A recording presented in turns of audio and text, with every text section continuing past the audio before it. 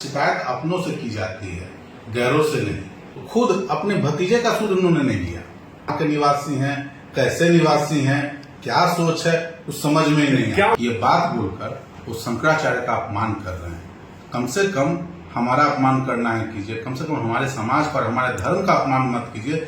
बिहार सरकार के मंत्री अशोक चौधरी द्वारा जहानाबाद के भूमिहारों को लेकर दिए गए विवादित बयान पर अब जहानाबाद के घोसी विधानसभा क्षेत्र के पूर्व विधायक राहुल कुमार का जवाब आया है। राहुल जी, आप लोग लगातार कह रहे हैं कि जहानाबाद के लोग कुर्ता पजामा फाड़ देते अगर चुनाव में आते तो। अशोक चौधरी तो पूछ रहे हैं कि मेरा कहाँ कोई कुर्ता पजामा फाड़ दिया।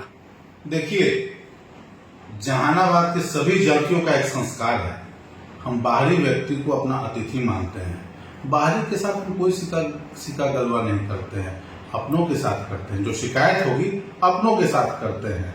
तो हम अगर आते तो अपने शिकायत में लोग ये काम करते, और वो उनके साथ लोग क्या कर सकते थे? वो थे क्या कि उनके साथ कोई शिकायत करता?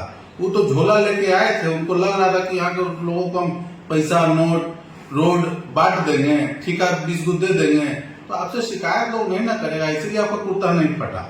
शिकायत आपसे करता, शिकायत अपनों से की जाती है, गैरों से नहीं। अशोक चौधरी जो है आप लोग पर हमलावर हो रहे थे और बता रहे थे कि हम जहानाबाद के हैं, लेकिन कुछ लोग का कहना है कि उनका तो घर जहानाबाद में है ही नहीं।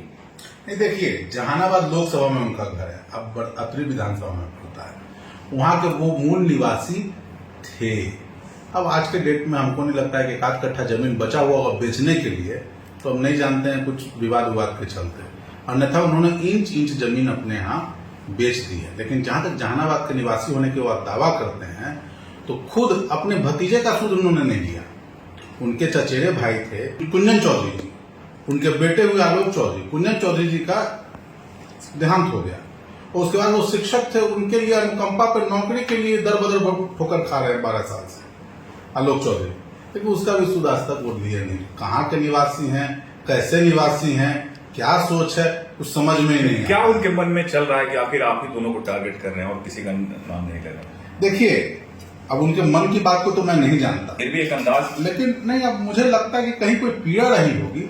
जैसे जानते अनजानते में लोगों से होता है, तो कहीं पीड़ा रही होगी। लेकिन जहां तक मुझे याद है, कोई पीड़ा वाली बात नहीं है। उनके परिवार से भी हमारे अच्छे संबंध रहे हैं, उनके पिताजी से हमारे पिताजी के अच्छे संबंध रहे हैं। लेकिन मुझे लगता है कि कोई ना कोई राजनीतिक षड्यंत्र है जिसको वो करना चाह रहे हैं, लेकिन इसमें वो सफल नहीं है। बहुत लोग कह रहे हैं कि ये नीतीश कुमार के द्वारा भी करवाया जा रहा है। देखिए, पार्टी ने अपना लाइन स्पष्ट किया है, और पार्टी का लाइन इसमें साफ है कि इनके सारे बयान को पार्टी ने उठा के मरीन ड्राइव के निकट गंगा जी में डाल दिया है। तो नीतीश कुमार के बिना हमारी पार्टी में पार्टी का लाइन तय नहीं होता है। हमारे सर्वमान्य नेता नीतीश कुमार हैं, और उनके बिना पार्टी का लाइन तय नहीं होता। तो क्या एक दलित का बड़ा नेता बनने की चाहत है इनके मन में? अभी मैंने कहा कि अब चाहत तो मैं नहीं मान सकता है, किसी भी इनकी चाहत के बारे में तो मैं बात नहीं कर सकता। लेकिन जहां तक नेता बनने की बात है, तो नेता काम करके बनता है, नेता लोगों की बात समझ के बनता है। झूठ और अनर्गल बयानबाजी से कोई नेता नहीं बनता है। ये तो कह रहे हैं कि शंकराचार्य है जगदीश शर्मा, तो उनके ऊपर हम कटाच किए तो जहानाबाद के भूमिहारों पर कटाच हो गया। देखिए, अब उनको तो हम देखते हैं कि मोटा मोटा सिकड़ी और शंकर जी का पूजा पाठ करते हैं, तो हिंदू धर्म का इतना ज्ञान होना चाहिए कि ये बात बोलकर वो शंकराचार्य का अपमान कर रहे हैं। कम से कम हमारा अपमान करना है कीजिए, कम से कम हमारे समाज पर, हमारे धर्म का अपमान मत कीजिए। कि शंकराचार्य जिनकी पदवी हमारे धर्म में सबसे ऊपर है, उनसे कहाँ किसको कंपेयर कर रहे हैं? कम से कम बोली में अपनी सही बात को लाइए। अब आप बोलने के क्रम में इतना बोल दे रहे हैं कि कहाँ किसको क्या बोलना समझ ही नहीं है। भाई, आप मंत्री हैं, माननीय मंत्री हैं, आपने शपथ लिया है, कम से कम अपने शपथ का ध्यान रखिए। जहानाबाद के अशोक चौधरी प्रभारी मंत्री हैं और यहाँ के नरसंहारों की चर्चा जो है खुले मंच से वो कर रहे थे। आप इसको किस रूप में लेते हैं?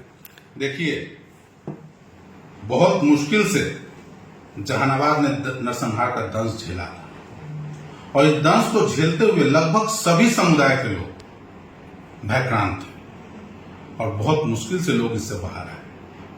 और जिस समय नरसंहार का दंश चल रहा था, तो अशोक चौधरी जी थे कहाँ? कम से कम उनको उस पीरियड में अपने आप को देख लेना चाहिए, वो थे कहाँ वो जहानाबाद के लोग के साथ खड़े थे। और जहां तक नरसंहार के दौर की बात है, तो जाके ये भी पता कर लें जहाँ कहीं और नहीं पता हो तो अपने गांव में पता कर लें कि इस पूरे दौर में एकमात्र घोसी विधानसभा था जहां सुख और शांति थी। तो इन चीजों को पढ़ेंगे, जानेंगे, सिर्फ बोलने से नहीं ना हो जाएगा।